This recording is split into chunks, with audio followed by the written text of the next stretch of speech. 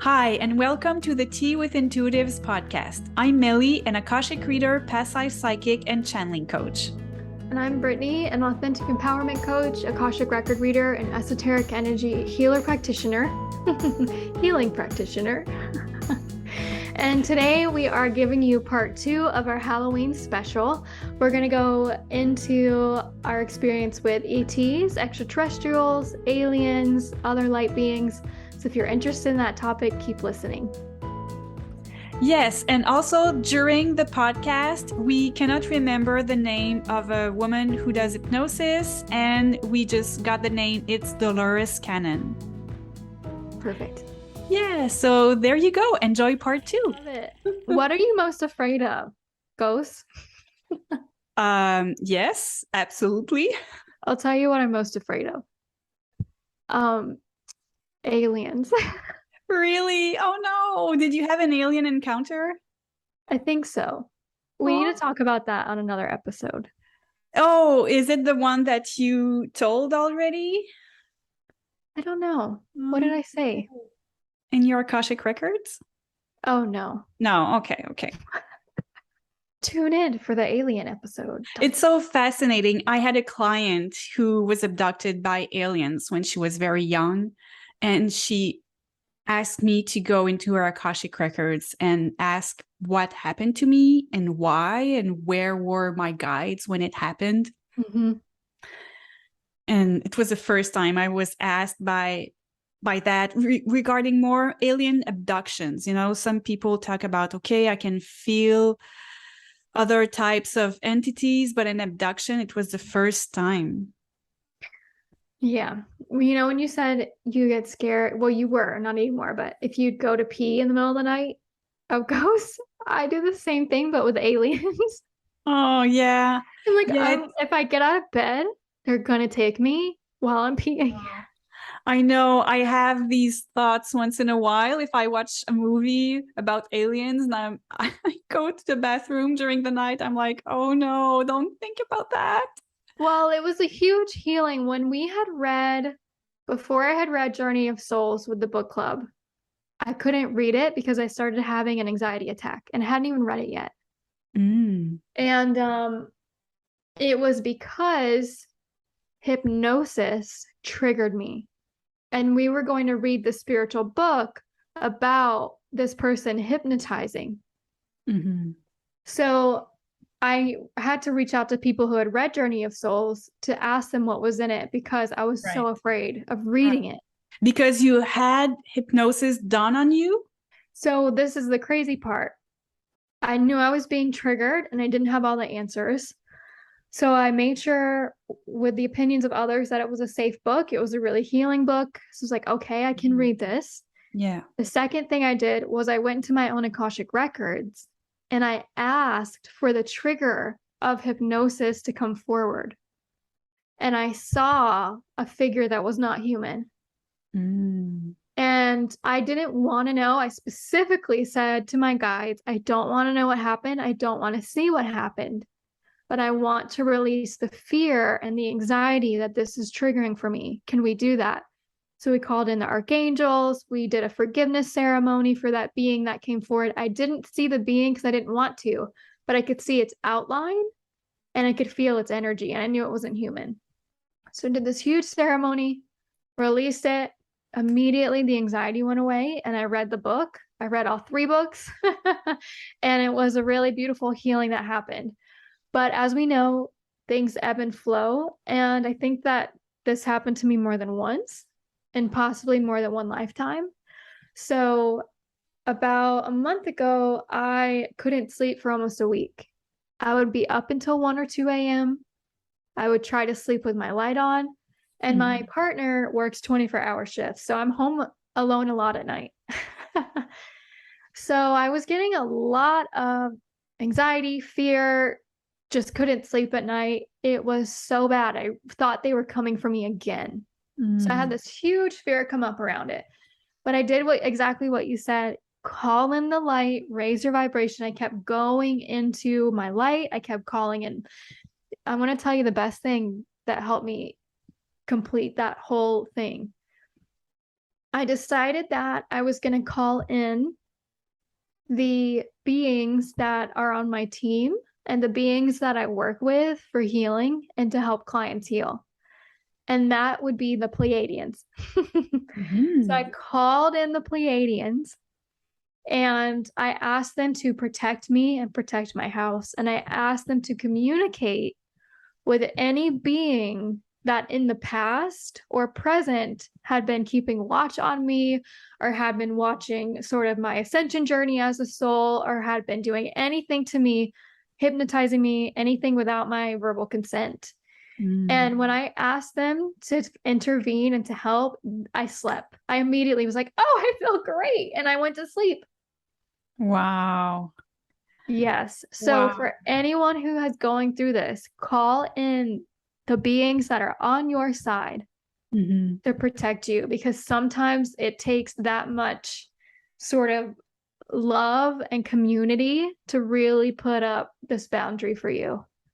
Yes, and it's really important because when I channeled asking about alien abductions, and specifically I did it for my client for her experience, spirit guides are saying this is not okay. This is not something that is supposed to happen. And the aliens, or aliens is kind of a weird word. It's more like ETs? I don't know. What is the word they were saying while I was channeling? It's other life entities, because we're aliens as well. I mean, we're just all living beings. So they were saying other life entities, they're not supposed to cross into our earth plane because we have very different journeys to go through with different rules and different it's kind of our bodies put us through different things. As humans, we have the ego and we work with that, but it's not the same for all the other living entities. But the main message was like, this is not okay. Like, this shouldn't happen to you. There's a really famous author who did what not Neil Donald Walsh, who wrote Journey of Souls? Michael Newton. Yeah, there's a really famous author. I forget her name, but Michael Newton did hypnosis to help people heal for their soul journey. Yeah. I forget this woman's name. She's really famous. She put people under hypnosis to talk to entities. Yes, I know who you mean. The Doreen no, well, I thought Doreen Virtue too, and I was like, it's not I her. think it's a similar name. I know who you mean. We're going to put it in the show notes. I have a book here at home. I'm going to put it in the show notes. I had to watch a couple of her videos. She had some interviews. She said the beings, the entities that she would communicate to, said they would abduct people simply because they wanted to evaluate their health. And they put you in a trance so that you don't remember. And anyone around you that sees the abduction is also in a trance, so you don't retain that memory of them being abducted. And I'm sorry if this triggers you or freaks you out, whoever's listening, but she basically says the beings that she communicates through hypnosis say that they're doing it for the good of all, to be able to test DNA and to be able to help the earth move forward, sort of creating the new earth. And here's the thing, if any being, I don't care what cosmo they come from, I don't care if they're Syrian, Pleiadian, Andromedan, Lyran, I don't care who they are. Human, if they're human too, if anyone is doing anything to you in any dimension of your existence against your consent or your will, they are going against divine intention. We are divine beings who were given choice and free will. And if anyone takes your free will and your choice away, that is not good. It's not okay, in my opinion. It's not of the light. And that's why I was having so much fear surrounding it. I was afraid that I was going to be taken again, but not only taken, not having the self-awareness or the memory of what happened to me. Your brain, and this gets into a little bit of psychology, your brain blocks memories of trauma for a reason.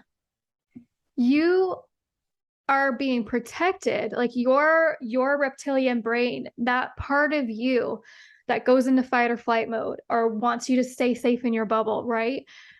That part of you will block memories that are traumatic for you to help protect your psyche, to help protect your emotional state, to protect you in general.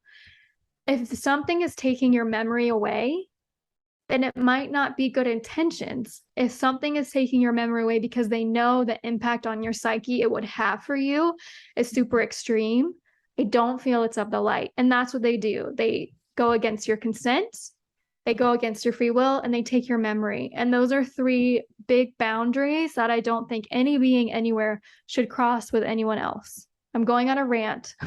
Yes. But I'm super, like, it's super important to me. Right. And spirit guides are very, very big about free will. When I channel for other people and they sometimes ask, should I do this or that? Sometimes they're a bit frustrated because spirit guides are like, if there is no avenue that can truly harm them or is extremely bad, they're like, you have free will. We can kind of show you what can happen if you choose option A or option B.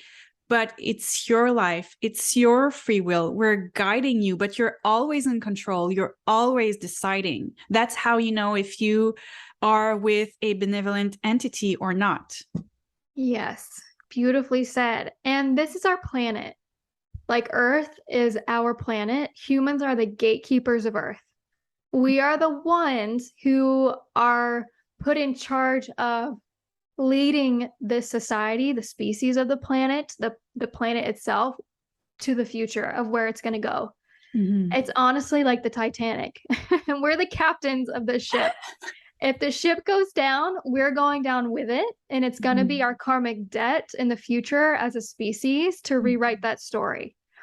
It is up to us on where we go. Anything interfering with that, even if they say it's of the light, where they're taking DNA samples, where they're not even asking you permission, where they're taking things from the earth itself, it just does not feel good to me. So I don't know the name of that famous author. I think she was Simone something? No. I think she was supposed to be a voice for these beings. I think they chose her. She could have, maybe she was even an incarnation of that entity itself. I don't know.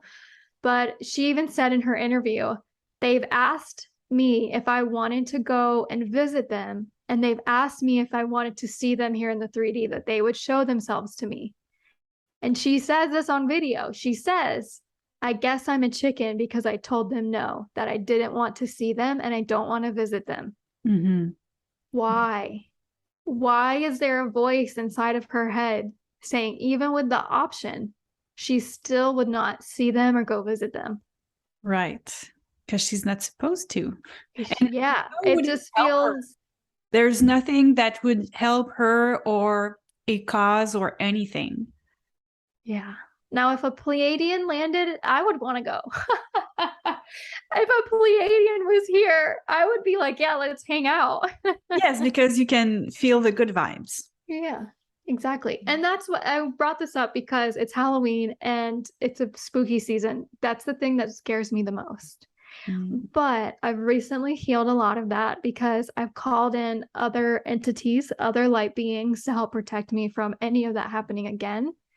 And if you think that's happening to you, call Meli or me. Call us. We'll bring in the light. We will help put up that energetic boundary. Yeah. And also you mentioned Archangel Michael. That's very effective. Yeah. If you feel like there is some kind of spirit attached to you or any kind of negative energy link situation, you just ask for backup with him, and he's got, you can imagine his big sword cutting through any bad energetic links, and just having that visualization makes it so much more potent. So yeah, if you're into archangels, that's your guy. Yes, absolutely. Is that who you call on the most? I for the did at angels? first. I don't call archangels anymore. Sometimes I'm like, okay, I'm calling in all my benevolent spirit guides, and then I go, angels, archangels, ancestors, spirit animals, elementals. I sometimes I just want the whole bunch, and I let them decide amongst each other who should help me regarding what I'm asking help about.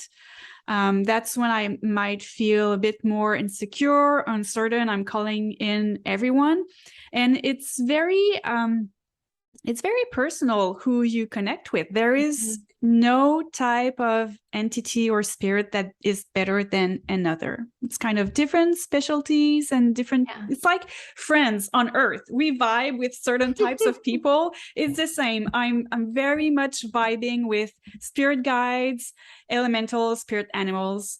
Very, very big with elementals. Yes. Can you tell us, and we can wrap up soon. I know we've gone in I a lot think of this is going to directions. be a two-part. That's fine. Yeah. Um, are there any sort of special animal guides that surround Halloween or this time of year?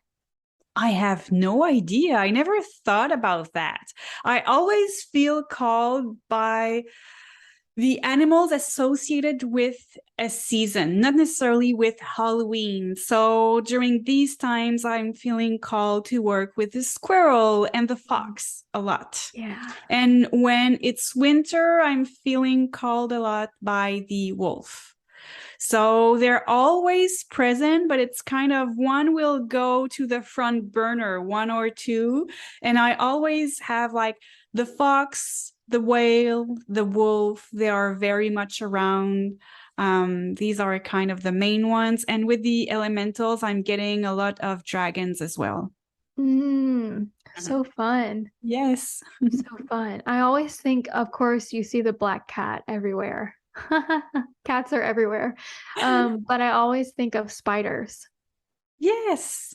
too for this Right. time of That's year. very Halloweeny. Yeah. Yeah. And spiders are about femininity, co-creation, weaving your web, kind of really looking at how things weave together, how they actually weave together and kind of your place in the web. And yeah. Yes. And people, if you are into spirit animals and discovering them, I have at home a deck that is the Spirit Animal Oracle, and it's by Colette Baron Reed, and it's a huge deck. That's her biggest deck.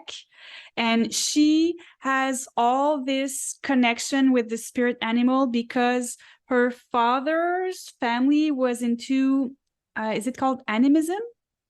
Hmm. And they really speak to her a lot, and her description for each spirit animal is so detailed. I love it. So if you're looking to find out about all different types of animals from all over the world, it's not just in North America, she was really careful about that. Go get this oracle deck. It's wonderful. Yeah. Do we want to end on pulling a card? Oh yes, we could do that. Just give me a sec. Yeah, I want to see. We can pull a card for the collective listeners. Okay, so if you are watching on YouTube or Spotify, here is the deck, the Spirit Animal Oracle. Love it. It's beautiful. Okay, and I will show you how huge it is. Look at that.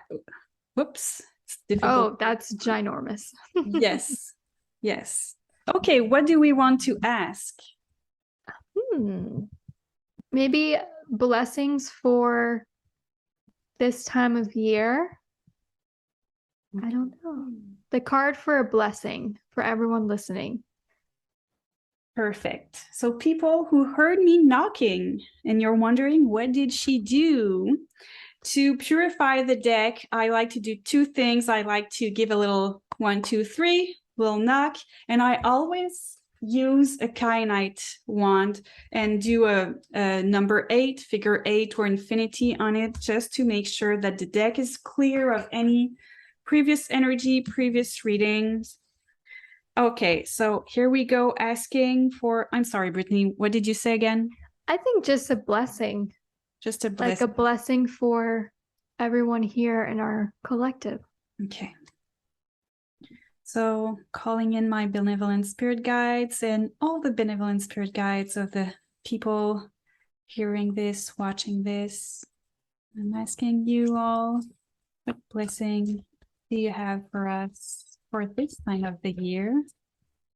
What blessing do you have for us for this time of the year? Wonderful. Okay, one card. They're asking me to draw middle one. Here we go. Oh, squirrel spirit. Oh, Yay! of course. So people who don't know me, we just love squirrels around here and we feed them and they come and eat out of our hands and we feel very connected to them. So here we go. Squirrel spirit. It says, believe in yourself. And so I'm not in a strong channeling position right now because I'm in the podcast energy. So I'm just going to read quickly out of the book the major lines. So you have accumulated wisdom and experience and are surrounded by all you need. An abundance of resources is available to you through generosity of spirit and all your hard work. Squirrel spirit shows up, when you need reminding that the acorns you have gathered and stowed away have enormous potential to grow. So relax into knowing there is always enough and you have what it takes to co-create the reality you want to experience. And I just read the major part because it goes a long way when I'm showing the pages. So it's kind of 2.5 pages of explanations. And of course, you can just channel the message that is specific to you. But yeah, the squirrel spirit is with us and we need to believe in ourselves and believe that we have everything that we need right now. I think it's very fitting for fall and going into winter. What a blessing. I'm so happy it showed up. And I'm so happy they were like, okay, middle card. Thank you for listening to the Tea with Intuitives podcast. If you have a question for us, you can send it at teawithintuitives@gmail.com or via Instagram or YouTube. If you have a ghost story, you can write it to us or send us a voice message and we'll play it on a future podcast. And remember that your love for this podcast helps us grow and reach more like-minded souls. So don't forget to rate, review, and subscribe to this podcast. Have a beautiful week. Bye. Bye.